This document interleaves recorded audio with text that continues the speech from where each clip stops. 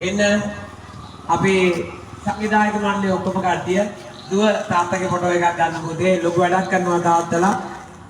ඉන්න කට්ටිය ගන්න මේ දෙන්නට පොඩියක් අපි බොහොම හිතවතුන්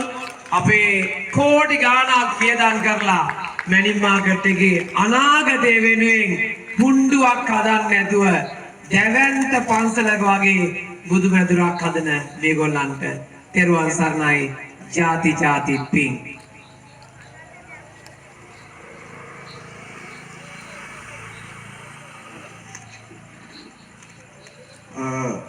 පැලියගොඩ මැනින් වෙළඳ සංකීර්ණය කියන්නේ අපේ කොටුවේ පොඩි හාමුදුරුවන්ගේ හෘද වස්තුව වගේ තමයි. මොකද එහෙ තමයි ඉන්නේ හාමුදුරුවන්ට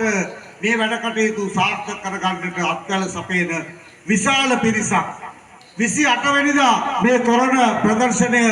ආරම්භ කරපු දවසේ ඉඳන් මම හිතන්නේ 100කට වැඩි ව්‍යාපාරික මහත්මීන් පිරිසක් මේ ස්ථානයට ඒ මැනින් වෙළඳසැල නියෝජනය කරමින් පැමිණි අදත් ඒවයි මේ ශක්තිමත් අත්වැල විදලන්නට කිසිම හැකියාවක්